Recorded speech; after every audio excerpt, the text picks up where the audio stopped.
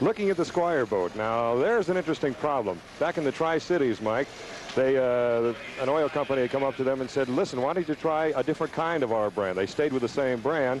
They said, let's go from aircraft oil, let's go to racing oil. And they have had nothing but fits ever since. So I guess this morning, Mike, maybe you check this out. Chip had told me, Hanauer, that they were going to go back to the aircraft oil here in Seattle this morning and go out and test with it. And I thought the boat ran pretty well. Got them an extra 100 pounds of oil pressure, and everybody's smiling about that problem now. Good. Mike, evidently there was a problem with the oil turning into a froth. Yeah. That's right.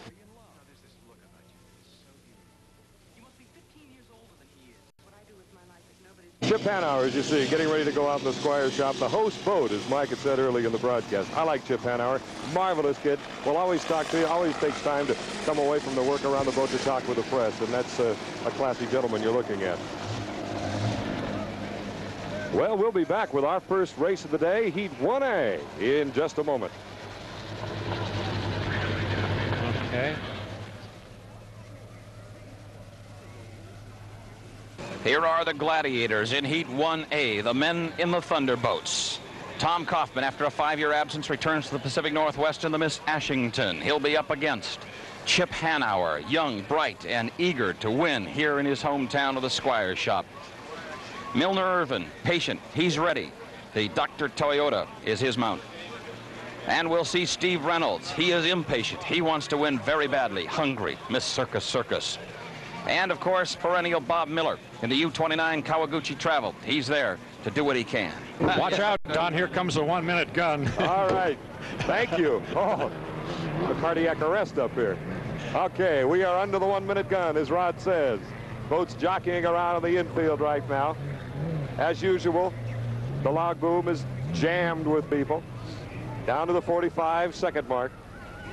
Everybody slowing down considerably in the backstretch now. Dr. Toyota out in the lead, if you want to call it that, at this position. On the inside appears to be Circus Circus. Taking their time, coming down on the 30-second mark. There's our shot from the helicopter up above. We'll be going to that quite often, especially in the south turn. On the inside appears to be the Squire shop. Coming around the outside is the Circus Circus. Way outside of him is another boat we can't quite identify yet. Here we go. It's the Dr. Toyota on the outside. Inside is the Squire shop. We're down to 11 seconds. Looks like they're all going to make it without any trouble at all. 7 seconds, down to 6. And the inside in Squire shop, Circus Circus. It's going to be a 2-boat race to start with. Everybody's safe. It's a clean start. Inside is the Squire shop. Circus Circus coming up on the outside very quickly as they head for the south turn. Way back in the back is Kawaguchi, just getting across the starting line. Into the south turn. Squire shop, Chip Hanauer holding on to the lead as they go up into the air. You can see the Circus Circus on the outside. In third place, way back, Dr. Toyota, Milner Irvin at the wheel. In the meantime, Chip Hanauer holding on to the inside. Going into the backstretch. Second place, Steve Reynolds taking his time, staying in position. Now we're setting it up. There's your leader from a wide shot, and there is the difference between the first and second place boats. Chip Hanauer, first place. He's got a 1.5-second lead over that man, Steve Reynolds in the Circus Circus. And there's your third place boat, Dr. Toyota. Coming into the north turn now. Gets a little bumpy up there later in the afternoon is Chip Hanauer and the Squire, the host boat. He wants to win here so badly. And, of course, the man he's ahead of, the man on the right of the screen, Steve Reynolds, wants to win just as badly. Of course, these are two hometown boys racing. Here comes the Squire.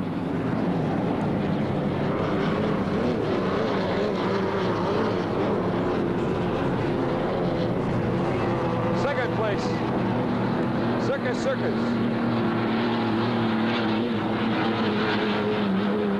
And there's your third place boat, Milner Irvin, and the Dr. Toyota. Squire shop already heading down into the south turn. He now has opened it up now. The Squire has a 5-second lead. Unofficially, his speed of 120 miles per hour. Not bad at all competitively, especially on a 2.5-mile course. Not bad at all. The Squire shop moving out very nicely. Just coming out of the north turn now, coming down the main straightaway is a boat going dead. It appears to be Bob Miller and a Kawaguchi. There's your second place boat, the Circus Circus. Bob Miller is, there's your leader, Squire shop. He's going to have to contend, however, with Bob Miller, who's going down the outside of the straightaway, throwing a lot of smoke up. He's running okay, maintaining a plane, but getting outside for Chip Hanauer now as he comes around the north turn in good shape. Widened his lead considerably now over Steve Reynolds. It appears that that oil must be working. They went back to the aircraft oil. And there's your leader, Chip Hanauer and the Circus Circus. Steve Reynolds qualified at 114 miles per hour, second place.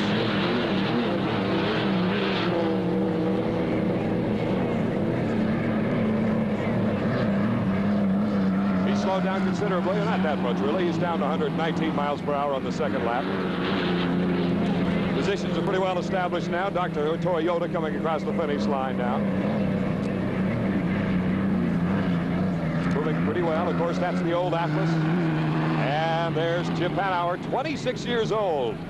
Man, he knows how to drive. Does a heck of a job. As we said earlier, he's gone back to the aircraft oil, and they've got much more oil pressure, and it seems to be paying off as they lead this gentleman, Steve Reynolds, and the Circus Circus.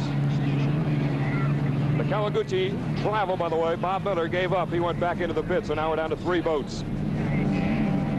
3 boats. And Chip Hanauer is out for a Sunday ride right now. That boat looks beautiful. First lap, 120 miles per hour. Second lap, 119 miles per hour. This one may be even slower. He just wants to get the 400 points now, of course, to get into that final heat. Chip Hanauer looking very, very good in the Squire. His father was working on the pay and pack crew, we might point out. They were very, very encouraged until, of course, that fateful afternoon 2 weeks ago over in the Tri-Cities. And Circus Circus in second place. That's the end of lap 3. 2 more to go. 2 more to go. Steve Reynolds going 119.048 miles per hour in that particular lap. That was lap 3. There's your distance. You can see your leader on the far left, and of course Circus Circus on the right. So both of them now are basically in a parade. Second place, of course, there's Dr. Toyota, which will get third if he can stay alive. Chip Hanauer, that's the finest I've seen the Squire shop run in a long time, doing very, very well. He'll pick up 400 points now if he can keep the lead, which is the entire length of the straightaway now. Circus is just coming out of the entrance buoy, and there's Chip going out of the exit buoy, going around the north turn. Getting a little bumpy up there, not bad. Pretty smooth ride for Big Chip. From up above, our camera high up on the hill, looking over Lake Washington. Beautiful afternoon. All the drivers were really fired up today because they could see it was going to be a record-breaking day. Chip Hanauer. 1 more lap to go. He has led the entire race. Circus Circus has been second. Here comes Steve out of the north turn. Into the entrance buoy. And he completes lap 4. Circus Circus. Steve Reynolds, the man who grew up in Mercer Island, used to open up the doors of his house, turn on all the television sets, and watch the races and hear the engines from the doors. That man loves hydroplane racing. Up in the north turn now, as you see Squire shop, the time, or excuse me, the speed for Circus Circus on that lap was 113 miles per hour. There's your Squire shop. 3-boat race right now, as Dr. Toyota just coming across, finishing lap 4. Chip Hanauer learned a lot of lessons from his father, who, as I said, is working with a pay and pack, getting a little rough ride up there. As we said earlier, the waves tend to bounce off of the log boom over there. Some of the boats, some of the north turn as he comes around. But he is driving a great race right now, steady, keeping up a good pace. He has stayed right around 119 to 120 miles per hour. And there's your winner of Heat 1A, Chip Hanauer with 400 points.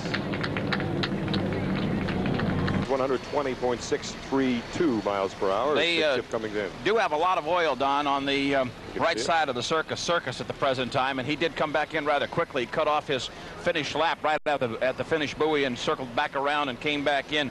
So they apparently don't have the oil problem totally licked, and that may have been part of why he was satisfied to slide back into second place and leave it at a considerable distance. You're looking at that oil over the side of the lettering on the side of the boat at this time, and a little on the slick side. Chip Hanauer climbing off his boat, couldn't be happier. He did it all exactly the way he had it planned.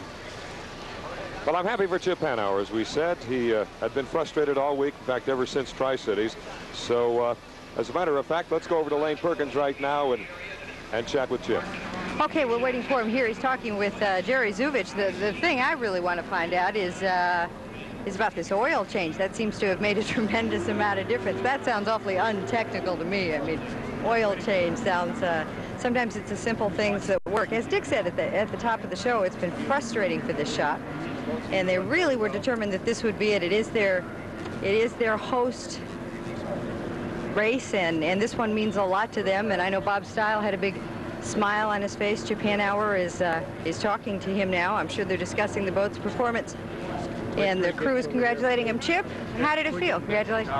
We got a little handling problem, but I did what it was supposed to for that heat anyway. Is that the best that it's felt maybe so far? Well, the boat handled better in Pasco because we had a super good propeller. But unfortunately, we broke that propeller at Pasco, so we're kind of having to run with something we don't really like as well, but we're trying to make do. What about the oil change? That sounds awfully simple, but did it make a lot of difference? 2 weeks of my poor crew, you know, just working 18, 20-hour days trying to find it, and then we dumped in a new brand oil and fixed it. That's terrific. We'll see you in the finals. Thank you, Chip. Back to Don Poyer. Okay, thank you, Elaine. Well, never fails. Once you get a case of the right kind of oil, it's amazing what you can do in this world. Chip Hanauer in the Squire shop boat took a plunge in the Ohio River at Madison, Indiana about 6 weeks ago. I don't know if he went into the water the right way or the wrong way. I had the opportunity. The boat was barely moving, so I had a chance to think about how I got in the water. Well, actually, not too much of a chance to think, because as the cockpit exploded in flame, the combustion and my reaction simply threw me in the water. So they said I cleared the deck, but I never touched the deck from the cockpit to the water. So. Let's talk about some of the equipment that you wear. Okay, Dick, the suit you're putting on is what they call Nomex, and all the fabric things that we'll be discussing here are all made out of Nomex. The only thing that's not covered in Nomex is my nose and my eyes. My eyes are covered with plastic goggles, and my nose is left open should I go into the water. So I would. What's Nomex? Is that a fire Nomex, retardant then? Right, it's a fire retardant. It gives you about 7 seconds per layer. This is a single layer Nomex suit, so that would give you about a 7-second chance to get away from the fire. Every time you increase that layer, it gives you another 7 seconds, and they have some liners in it also. Okay. Where do we go from here then? From here, normally we start doing this about 10 minutes to the 5-minute gun. It takes a little bit of time, and you'll have to remove your glasses to get this on. Okay. This is called a balaclava. This simply goes over your head, and it'll leave an opening for your eyes and for your nose. Can I be sure of that? There you go, right there. Okay. Now your nose is left open, of course, so you can breathe. Then the flap to this goes underneath everything to make a good seal. That way, no fire is going to get up underneath. The next thing that goes on are what they call hydraulic shorts. Most of the drivers call them diapers. And what this keeps you from doing is it's got a fiberglass mat in here. It keeps you from getting a 180-mile enema should you be sitting down when you hit the water for the first time. And those simply go on as shorts over the driving suit. We'll find out if you and I are about the right size, huh? Yeah, I think we're pretty close. From there we go to the life jacket. And the life jackets have been quite a science in the last few years, and most of them now are equipped with a parachute such as this that's activated by this static cord. When the driver gets in the boat, he hooks the static cord onto a hook, and then the system is activated. Now this has about 6 feet of travel. After the driver's gone about 6 feet from the cockpit, it pulls this, which pulls this pin, and activates the chute. In Madison, did you have this a life jacket like this on? Right, this was the life jacket I had on. And did you have this? Did the parachute go off then? No, what happened was I had forgot to hook the chute up when I got in the boat. So it turned out to be a benefit. If I would have left the boat with this hooked on, the chute would have opened, would have laid across the fire. It's a nylon chute, which will burn very quickly, and I'd had some problems. Fortunately, you didn't plug it in there. Right. This goes on just simply like a jacket. Okay. And then it zips up the front.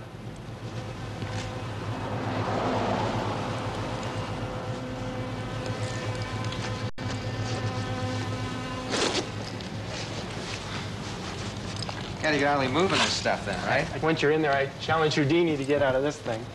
Okay, so you've got everything on as far as the life jacket's concerned, the hydraulic shorts. These leg straps, should you go in the water feet first, this jacket's going to want to get pulled over your head. So these straps are pulling on your thigh here, so they can't go anywhere. Did that happen to you in Madison then?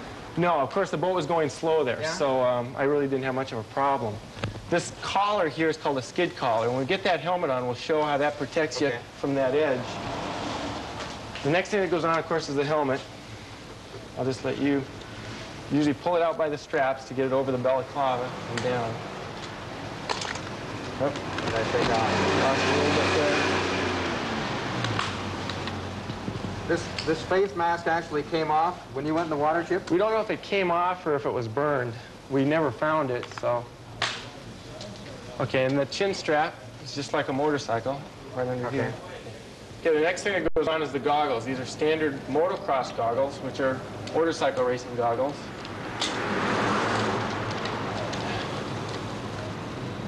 And usually I put a piece of tape over that strap, so if you do get hit by a rooster tail, the goggles stay put and don't get thrown off your head.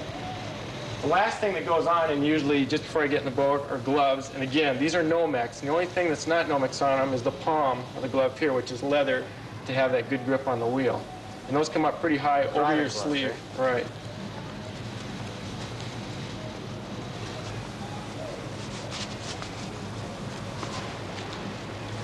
And the only thing left to do is like we described earlier, when you sit in the boat, you'll have this in your hand, and when you sit down, right to the right, there's a little hook, and you'll sit down and you'll hook that hook, and then that activates your chute. And from there, you're ready to go racing. I think the Squire's running like a bandit.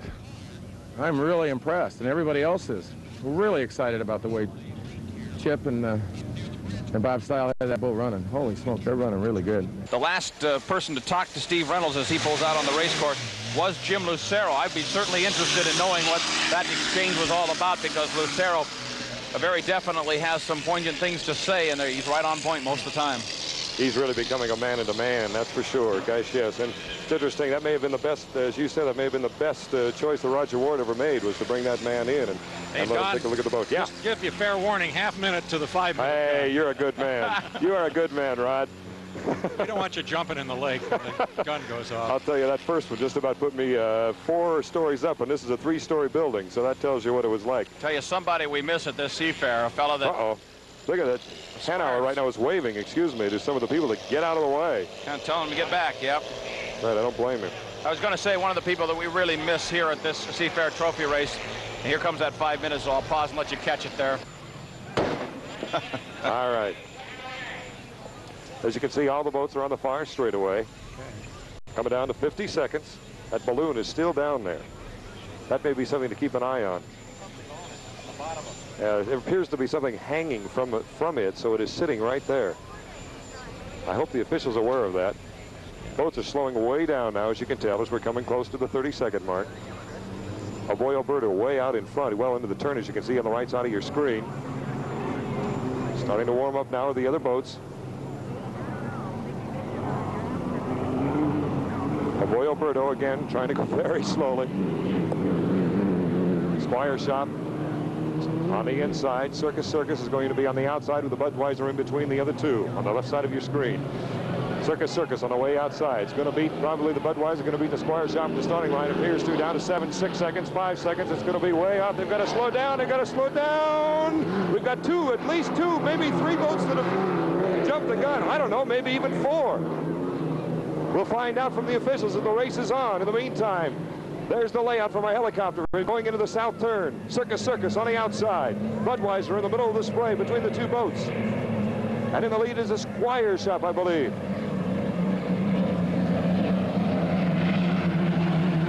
The cannon misfired, we're told. The cannon misfired. So we're going to simply have to wait and see what happens as... Okay, we've got the Squire Shop in front, but we're going to have to wait and see as far as that cannon misfiring, whether or not anybody jumped the gun. According to the clock, it looked like we had a number of boats over. We do not have an outside buoy, but anyway, let's go on. There is the Circus with Steve Reynolds running in second place. Again, a familiar sight for him as the Squire Shop is in front. Going down the backstrip.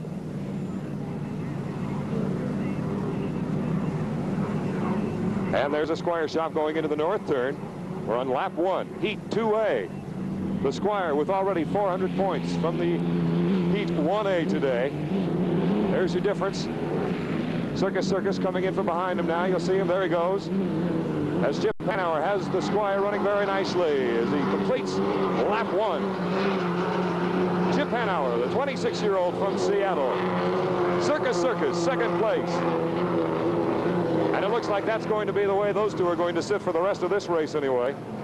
Squire shop with young Chip holding on. Said he had handling problems at one stage in the earlier heat, but it doesn't appear like it right now. The Squire ran at 115.999 miles per hour. 6-second lead over the Circus. There's a beautiful shot from our gyroscopically mounted camera down in the south turn. And there's your lead between the Squire and the Circus Circus going into the backstretch. As far as the other two boats, they're way back. The Budweiser way back. As far as the Oberto, they've got a half a lap behind the Squire shop at this stage, and that's the boat you're seeing right now. The 26-year-old Chip Hanauer, the man who has changed the oil. His crew decided to. The Circus Circus shutting down those air vents. Seems to be working a little bit. The boat still isn't running like I know Steve Reynolds would like to see it. There's the Squire in the lead. About to complete lap 2. Chip Hanauer on the left side of your screen. And there's Steve Reynolds, the man who started racing back in 1975 in limiteds, and he never lost a race in that year. Now he's got tougher going, believe me. Hanauer riding very nicely. As I said earlier, he had a little bit of a problem trying to handle the boat in the earlier heat. You wouldn't know it by the way he ran, but he's still holding on to first place. You can see the lead now.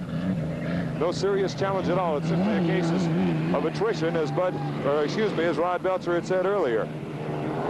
The boats can stay alive. They've got a 9-second lead now. The Squire has over the Circus Circus. The Budweiser just completing lap 2. Boy, it seems funny to be saying Budweiser just finishing a lap this far behind. We've got a chance of a lapping now as the Squire shop and Hanauer move up on the Oh Boy Oberto going into the north turn. You'll see him come into your screen very soon now. Hanauer cutting inside of the Oh Boy Oberto. Squire running at 123 miles per hour. His best lap of the day by far. 120 was his best in the first heat. Chip Hanauer picking him up, laying him down, rocking and rolling, doing a pretty good job right now. Good ride for Chip Hanauer. Now the boat you're seeing on the right side is the Oh Boy Oberto, about to get lapped by Circus Circus. Steve Reynolds on the inside and Steve LaCava on the outside. You can see the trailing of the rooster tail. As for the Budweiser, it is way back now. As I said earlier, it seems funny to be saying the Budweiser is that far away. We can say one thing about this race, or the races so far, no injuries, and that's what we like to see. Circus Circus lap 119 miles per hour, so it is moving along a little bit better. There's your leader again, Chip Hanauer. As we said earlier, his father worked with the fan pack team. I'm sure he would be very happy to be working with the Squire shop right now, helping his son possibly win a race. Chip has not won a race since last year, '79, back in Utah. Watch this one. Into the north turn. The boat's only a year old, and a beautiful one it is. Running Merlins in the cab over design. Squire shop running 118 in the last lap. Circus Circus 114 miles per hour.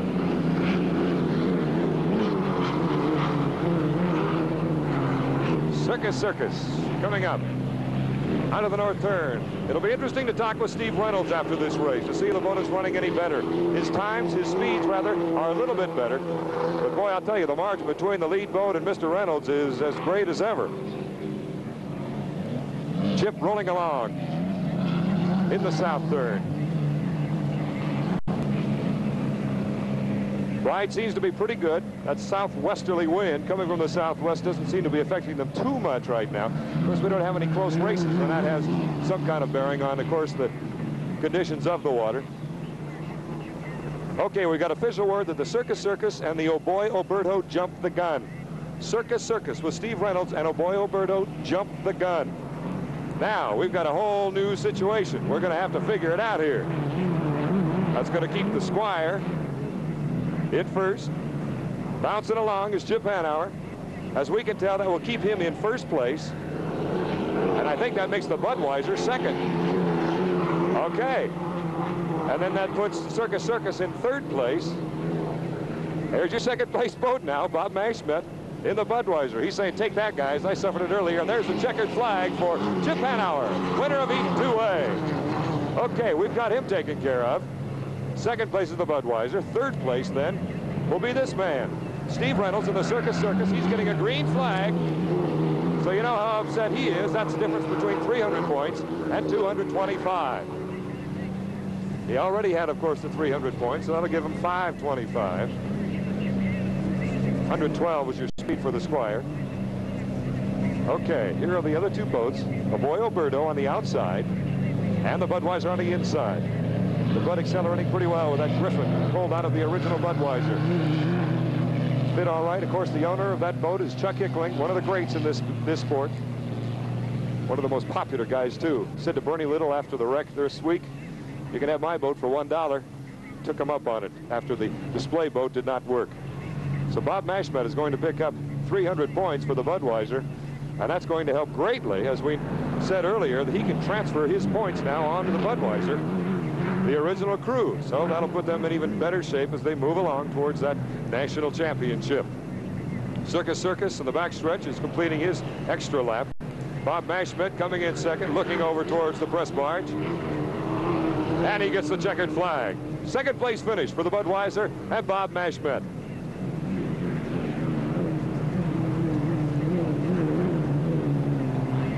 There you can see the four boats of Boyle Birdo. I believe has one more lap to go. Here's Circus Circus getting the checkered flag coming up. There's Steve Reynolds, and he is going right into the pits, and I think he is fuming. I think we've got a story there for Dick Klinger on his side of the pits, because of course Steve did that in the other race as well. He went in immediately, but I would imagine he's a very steamed young man. He did that, of course, last year during the final heat. Barely jumped the gun by a matter of almost inches, maybe feet, to lose to Bill Munsey. He had the lead in that final heat all the laps, but didn't get it. And there he is, Steve Reynolds. He is upset, to say the least, as he throws the gloves. Yeah, he is upset. Hopefully we can get Dick Klinger down there to find out just what he is thinking about as the boat coasts now into the dock. It was incredible. I thought almost, except for the misfiring of the cannon, it appeared, Mike and Rod, that, my goodness, we could have almost had the whole field jump the gun. We don't have an outside buoy here, but it's really difficult to tell. Maybe we are too far to the left. I don't know. But well, it's Chip interesting. Hanauer's record is intact. He has never jumped a gun. Yeah, he was fine. He had a perfect start. He really did, and boy, he's got to be happy with that. It's a real contrast to watch Chip come back in and to watch Steve Reynolds come back in. All right, now let's go down to Elaine Perkins, who's down on the dock next to the Squire shop. Okay, we noticed this Squire shop camp getting happier and happier all the time and a little more confident. I think it has been so long since they've had the elements kind of come together and the boat even to run. And there's been a lot of frustration, and that frustration is turning into more and more pleased faces. Bob Stiles just looked at me and said 2 down and 1 to go, and he's absolutely right. This is really exciting. It's we'll get you Chip in just a second as soon as he gets out of his headgear. It is fun. As we said, we always would like it to be a competitive race, and to see this boat be able to compete and compete strongly is it's really going to make this an exciting Seafair and a nice championship heat.